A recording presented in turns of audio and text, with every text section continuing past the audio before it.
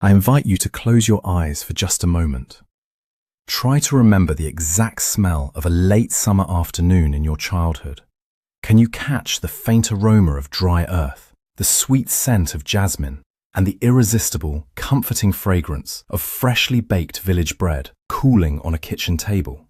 Can you hear the distant sound of cicadas singing in the olive trees and the gentle, familiar voice of your mother calling you in from the street to eat? Welcome back to the 1960s in Greece. Today, we are going to take a very special journey together. We will explore 25 foods we ate when we had absolutely no money, yet felt like the richest people on earth. We will walk through 20 distinct memories of those days. By the end of our time together, we will remember the sweetest symbol of hospitality that every Greek mother kept hidden in her cupboard. A taste that will surely bring a tear of sweet nostalgia to your eyes. Before we sit down at our table of memories, let us pause and remember how time used to flow back then. In the 1960s and 70s, time moved at the pace of the sun and the seasons. There was no rush, no constant buzzing of mobile phones, and no brightly lit supermarkets filled with endless, tasteless choices. Life was deeply connected to the earth and to our neighbors. We did not have large refrigerators humming in every kitchen. Instead, we waited for the iceman to deliver blocks of ice that dripped slowly onto the pavement. Neighborhoods functioned as one large, extended family, where doors were left unlocked and a cup of flour or a splash of olive oil was freely shared over the low garden walls. Today, many young people might look back and think that because we lacked modern technologies, we lived a poorer life, but they could not be more wrong. Our emotional lives were infinitely richer. We knew the true value of patience, the joy of waiting for tomatoes to finally ripen in July, and the deep comfort of gathering around a small, wobbly wooden table to share a meal made from nothing but a few humble ingredients and an abundance of human warmth. Let us begin with the absolute king of our childhood afternoons, the legendary slice of bread with olive oil and sugar.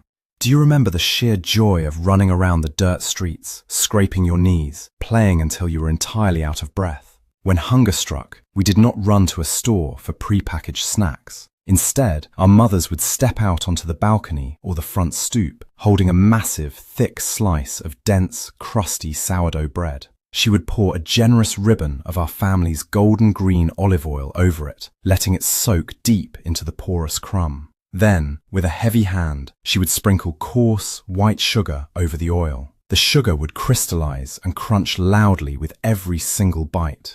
The oil would inevitably drip down our chins and onto our dusty shirts, leaving a permanent stain of happiness. It was a masterpiece of textures. The crusty edge of the bread, the rich, savory depth of the oil, and the sudden, joyful strike of the sweet sugar. We ate it while standing up, laughing, quickly wiping our mouths with the backs of our hands before running right back to our games. And now, let us remember the warm, deeply comforting embrace of fasolada on a freezing winter day. This was not just a bean soup, it was the lifeblood of the Greek working family. Our national dish, born out of necessity and love. Picture a cold, rainy January evening. The small wood-burning stove in the corner of the room is crackling loudly, radiating a heat that barely reaches the drafty windows. In the kitchen, a large aluminium pot is bubbling slowly, filling the entire house with the earthy, sweet smell of boiling white beans, chopped celery, and bright orange carrots. We could not afford meat, so the richness of the stew came from a very heavy pour of olive oil added right at the end of the cooking process, creating a thick, velvety sauce. We would sit around the table, holding our deep metal plates, blowing gently on the steam. The ritual was not complete without a heel of stale bread, used masterfully to wipe the bottom of the plate until it shone like a mirror alongside a sharp, salty bite of a cured black olive or a piece of raw onion. Let us turn our memories to the heart of a scorching Greek August and the absolute perfection of cold watermelon with feta cheese and crusty bread. When the summer heat became unbearable and the midday sun forced everyone indoors behind drawn shutters, Cooking over a hot stove was out of the question. Lunch was simple, raw, and incredibly refreshing. The father of the house would bring home a massive, dark green watermelon, which had been cooling for hours in a bucket of cold water or down in the dark cellar. The heavy knife would slice through the thick rind with a loud, satisfying crack, revealing the vibrant, sugary red flesh. We would take a bite of the intensely sweet, watery fruit and immediately follow it with a nibble of sharp, salty, crumbly feta cheese and a piece of hearty village bread. The contrast of the freezing sweet juice and the aggressive saltiness of the cheese dancing in our mouths was nothing short of culinary magic. It was the ultimate, effortless summer feast that cost pennies but tasted like absolute luxury. Another unforgettable taste that defined our winters was a steaming, thick bowl of trahanas. Making trahanas was a sacred summer ritual of its own. I am sure you remember the older women of the family sitting outside, rubbing the mixture of cracked wheat and sour milk between their palms, forming tiny, coarse grains. These grains were spread out on vast, clean, white cotton sheets under the blazing August sun to dry for days, filling the courtyard with a sharp, tangy, fermented aroma. When the harsh winter winds finally arrived, those dried grains were our medicine and our comfort. A mother would boil a handful of trahanas in a pot of water or milk, creating a thick, porridge-like soup that coated the stomach and warmed the bones. We ate it plain, or perhaps with a few crumbles of dry Mizithra cheese thrown on top if we were lucky. It was the meal served when we felt a cold coming on, or when the money jar was completely empty at the end of the month. Every spoonful carried the stored heat of the summer sun.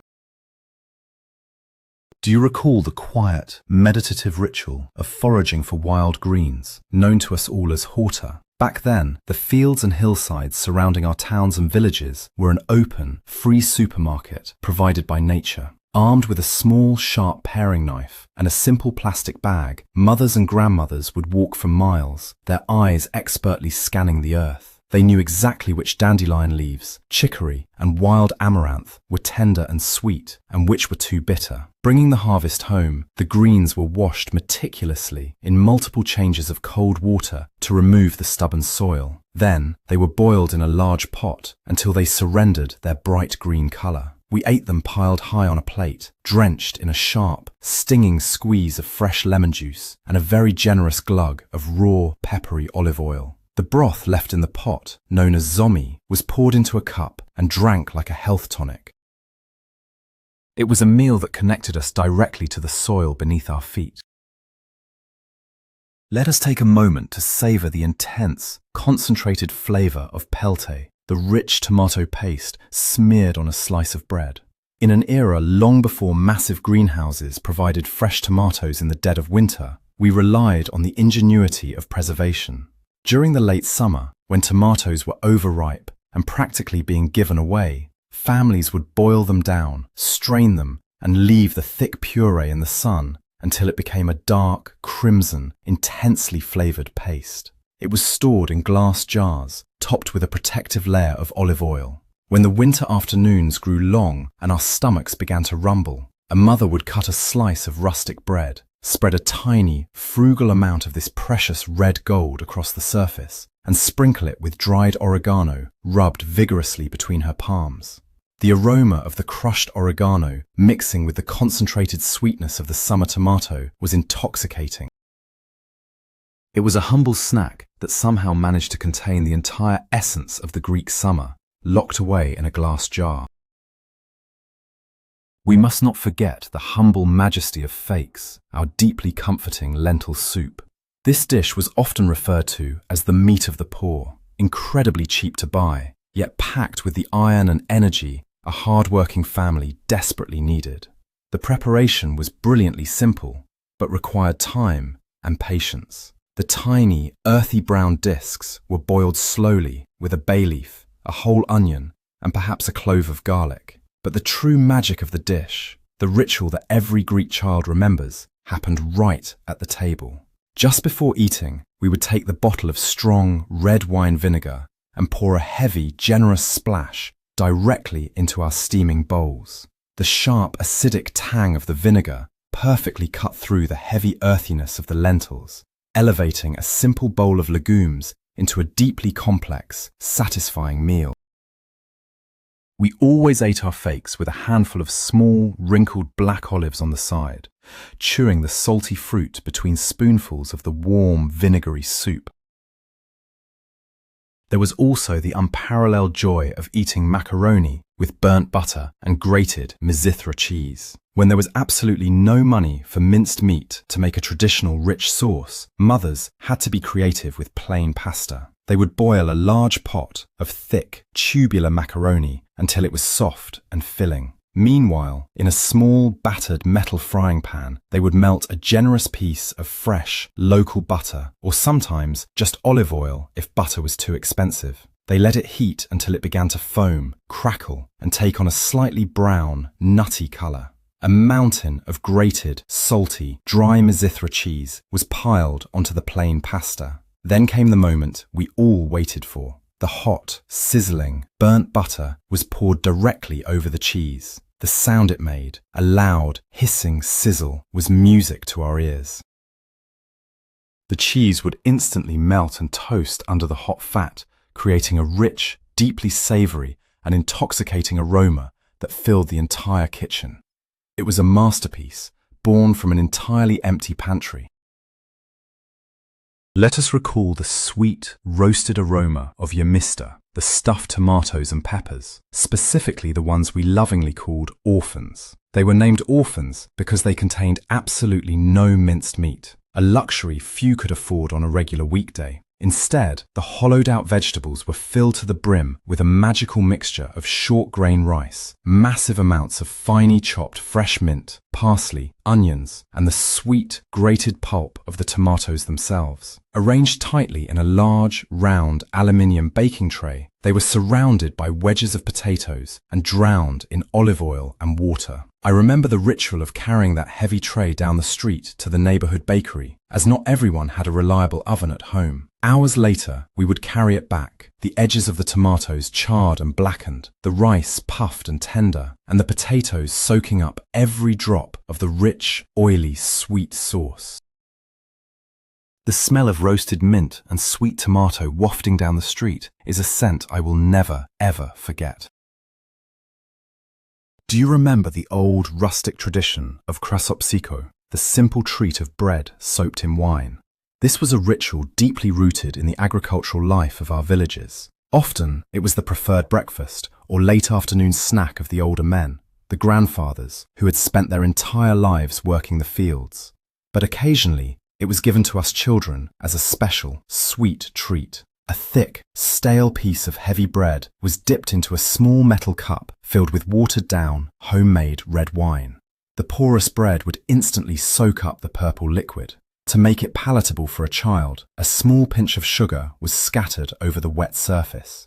It was soggy, sweet, and slightly sour from the fermented grapes. Eating it left our lips and fingers stained a deep, bruised purple.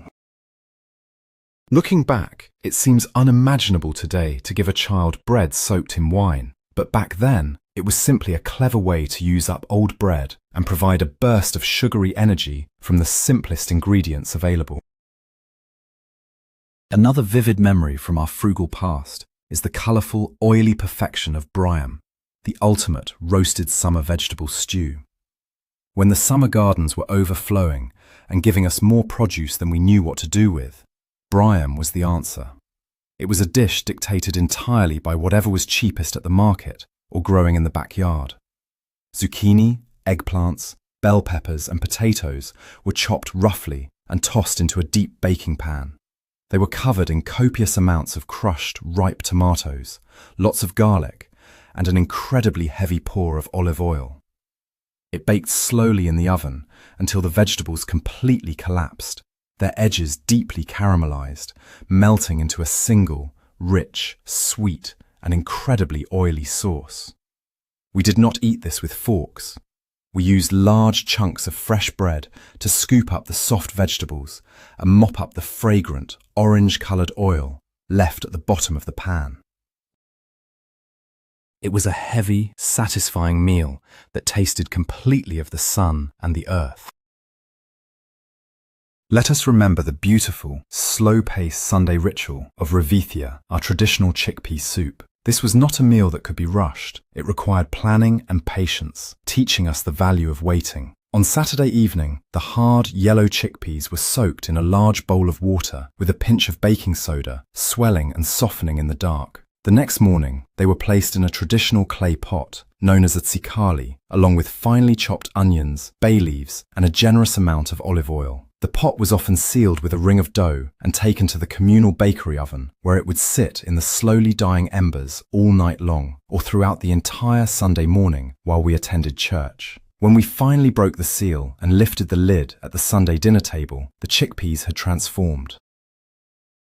They were incredibly soft, melting like butter on the tongue, suspended in a thick, creamy, deeply savoury broth. It was a humble legume, elevated to a Sunday feast by the magic of thyme and fire. Can you still feel the warmth of roasted chestnuts, the beloved castana, in your small, cold hands during the bitter winter months? Whether you grew up in a mountain village or on the busy streets of Athens, the smell of roasting chestnuts meant that winter had truly arrived. We did not have fancy central heating, so a glowing metal brazier, the fufu, was often the centre of life. The tough, brown shells of the chestnuts were carefully scored with a sharp knife before being placed directly over the glowing red coals. As they roasted, the shells would curl back and blacken, releasing a sweet, smoky, intensely comforting aroma into the freezing air. I remember burning my fingertips, eagerly trying to peel off the stubborn inner skin while they were still far too hot to touch. We would place the warm, peeled nuts in our jacket pockets to keep our hands warm as we walked to school. They were sweet, starchy, and tasted like the very essence of a cold, cozy winter night. We must also talk about the hard, enduring nature of paximedia, the traditional barley rusks. In times of poverty, bread could not be wasted, and baking was not an everyday task. Bread was baked to last for months, twice baked until it was completely devoid of moisture, hard as a solid rock. To eat a paximedi, one had to know the ritual. You could not simply bite into it, or you would surely break a tooth.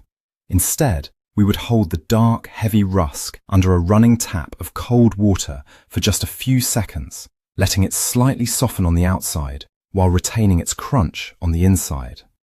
Then it was placed on a small plate.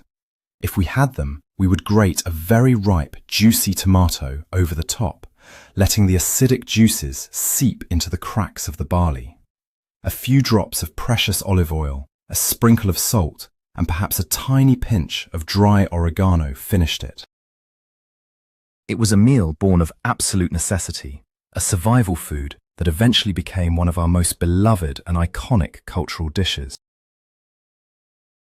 Let us turn our minds to a treat that brought universal joy to every single child, a towering plate of real, homemade fried potatoes. These were nothing like the thin, uniform frozen sticks they sell today.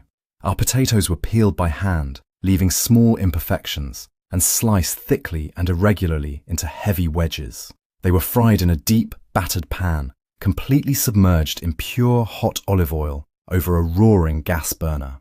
The smell of olive oil reaching the frying point is a distinct aroma that instantly transports me back to my mother's small kitchen.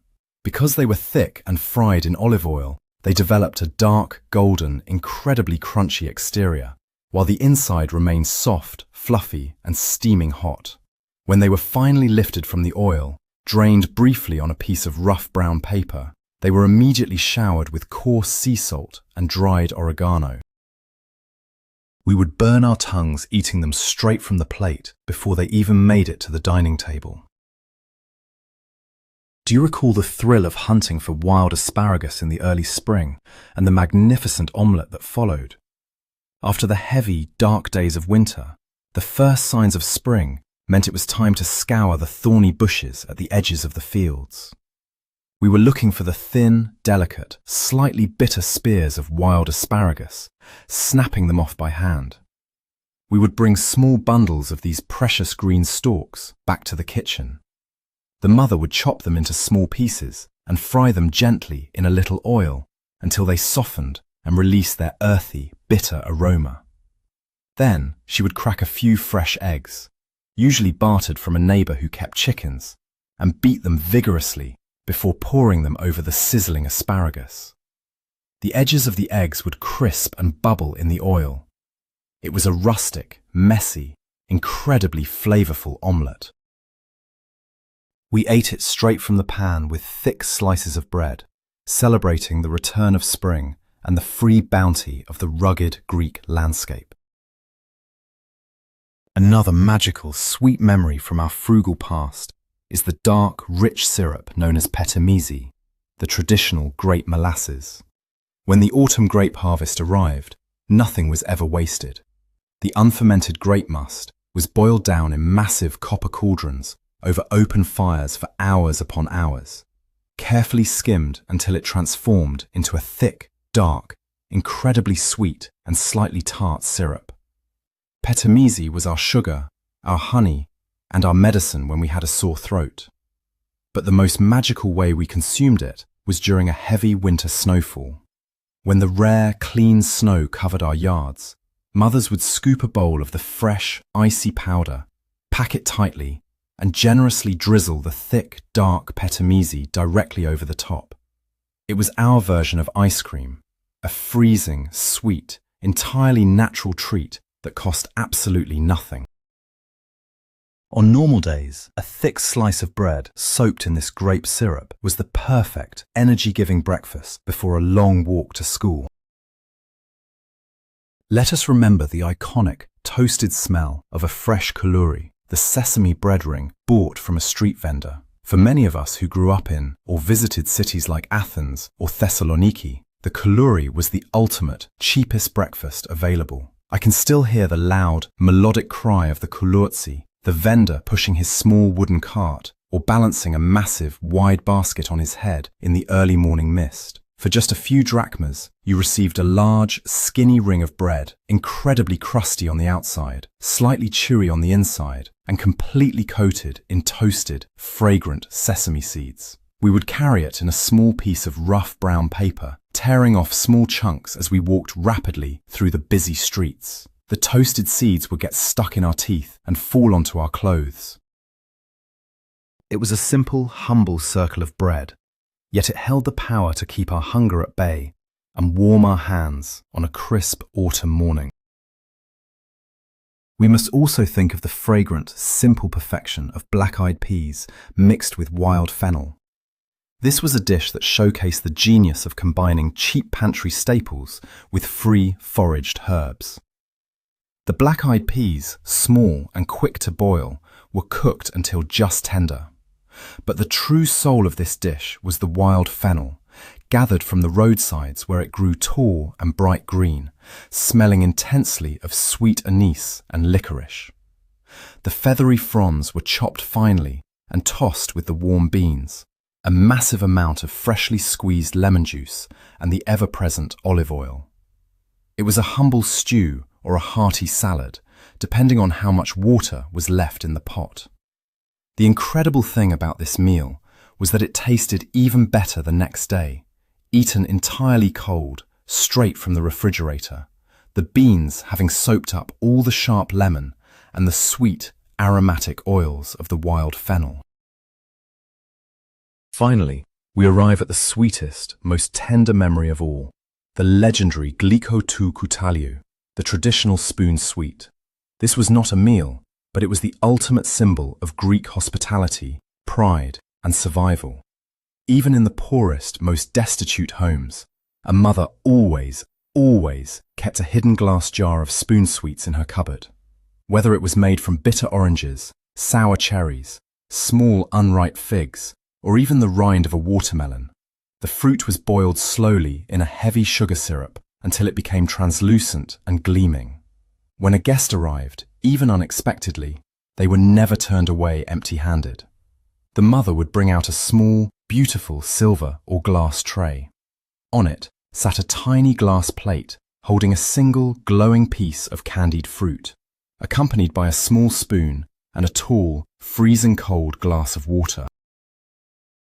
It was our way of offering respect, sweetness, and love, proving that even when we had no money, we possessed a wealth of dignity and an incredibly rich, giving heart. Looking back at these 20 beautiful, humble memories, we realize something profound. We do not just miss the taste of the warm bread, the wild greens, or the sugar melting in the olive oil. What we truly miss is our youth. We miss the feeling of time moving slowly, the absolute certainty of a mother's love in the kitchen, and the deep, unbreakable connection we had with our neighbors around a shared, modest table. We did not have much money in the 1960s and 70s, but we had flavor, we had patience, and we had each other. The real wealth of our childhood was the enormous amount of love and care cooked into every single simple meal. Thank you so very much for joining me on this deeply nostalgic journey back to the Greece of our past. If these memories warmed your heart today, please consider subscribing to the channel and leaving a like on this video. It means the world to us. And now, I want to ask you, what was the one specific meal your mother or grandmother made when money was tight that still brings a tear of joy to your eyes today? Please, open your hearts and share your personal stories in the comments below. I will be reading every single one.